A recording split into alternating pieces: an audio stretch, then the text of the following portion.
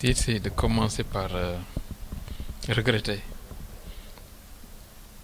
le manque de culture administrative et, je veux dire, institutionnelle de certains responsables qui aujourd'hui prétendent connaître ou maîtriser la procédure budgétaire sans en avoir aucune connaissance et qui peuvent se permettre de porter de tels jugements sur des personnes responsables.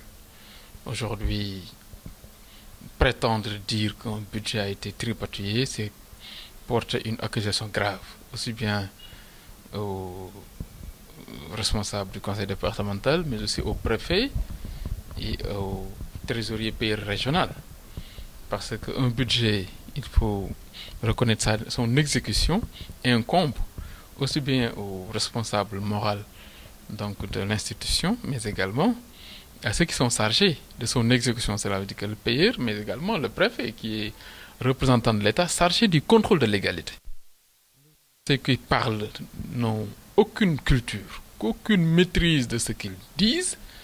Un budget est une prévision votée par un organe délibérant, si c'est les conseils, et soumis à l'approbation de l'autorité administrative, c'est en l'occurrence le préfet, pour ce qui est du département de Thiès.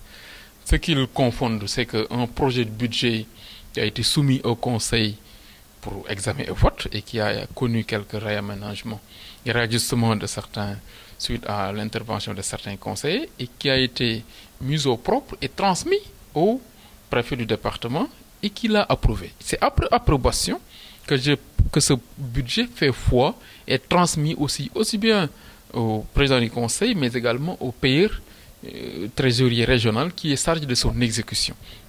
Et ce budget-là, qui est approuvé par le préfet le 4 mars aujourd'hui, qui est en train d'être exécuté.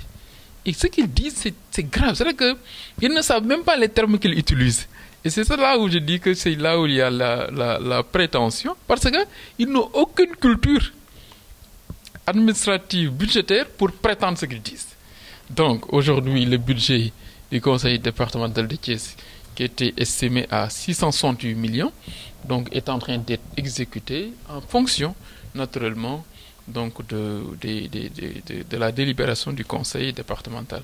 Malheureusement, ce qu'ils prétendent, qu'ils soient payés pour leurs indemnités, ça c'est naturellement un droit à la suite d'un décret présidentiel, mais le problème qui se pose aujourd'hui, c'est que le conseil départemental n'a pas les ressources nécessaires d'assurer donc de manière correcte ses engagements. Et je dis, ce que j'attendais de ces conseillers, qui sont des élus, et qui ont cette faveur, contrairement aux autres, parce qu'il n'y a que les conseils départementaux qui sont payés, et ça, ils ne sont pas payés, c'est des indemnités de déplacement. Et c'est destiné aux conseillers qui viennent des terroirs de l'intérieur du département. En général, on le fait pour vraiment faciliter les déplacements. C'est pourquoi on les appelle des indemnités de déplacement et indemnités de session.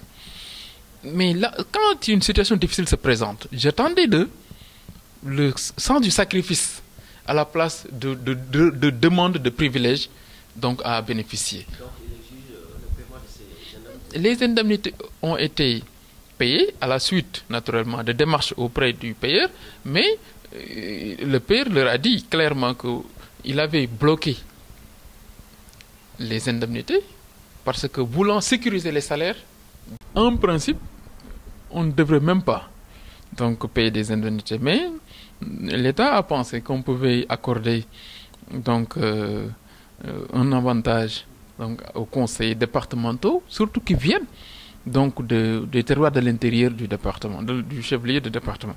C'est pourquoi des indemnités sont accordées.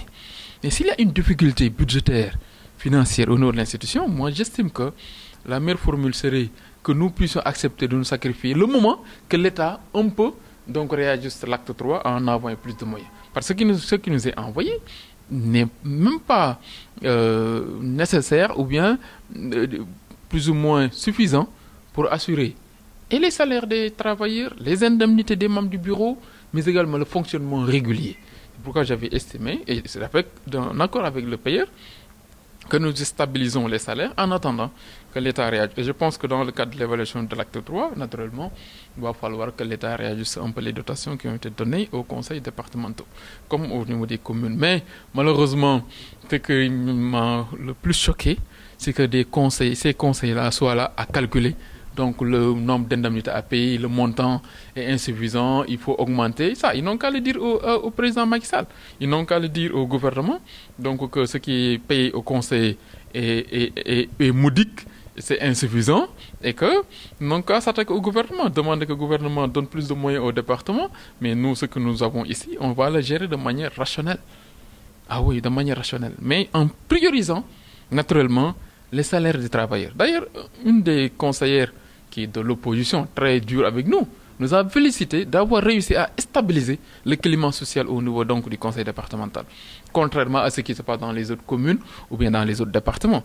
Mais ça, c'est un sacrifice. C'est-à-dire que le bon père de famille, s'il a une dépense qui est moyenne, qui n'est pas suffisante, peut accepter vraiment de se sacrifier et de mettre ses enfants à l'aise.